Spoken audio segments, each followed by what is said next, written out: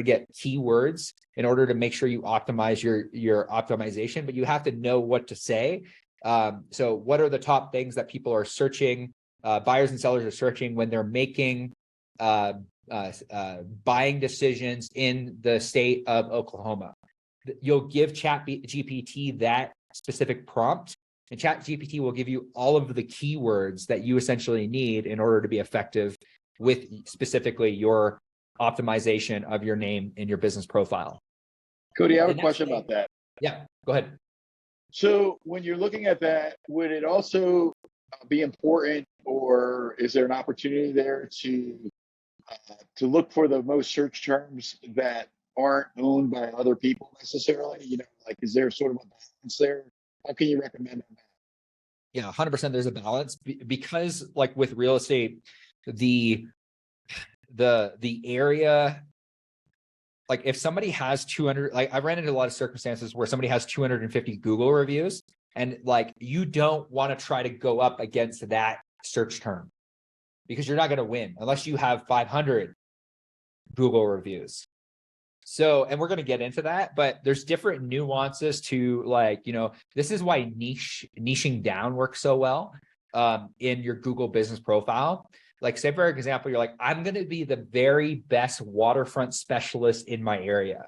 You could literally put your name and say waterfront, best realtor selling waterfront in area, or waterfront specialist in Peterborough, Canada. That will, like, when somebody's searching Peterborough waterfront, your Google My Business profile is going to pop up, especially if it is, and I don't want to give too much away, because like we're going to get into the other principles, but there's ways that you can take the optimization of your name and then supplement it with other things and other principles we're going to talk about today.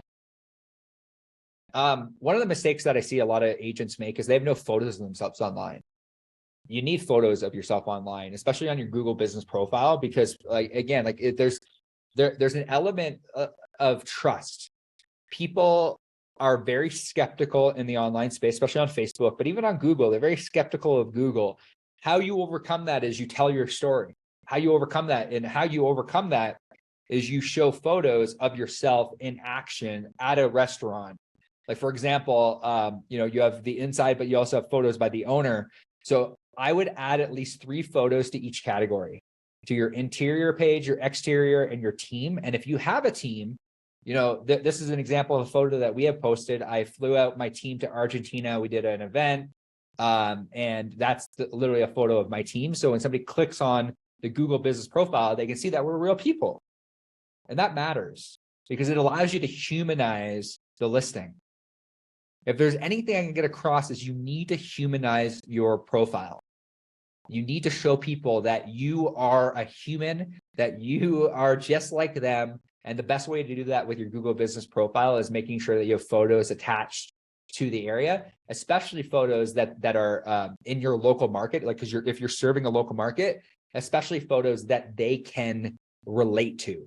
Like, for example, I grew up in Peterborough, Canada. So if I saw real estate photos, if I was considering real estate and I saw a real estate agent photos in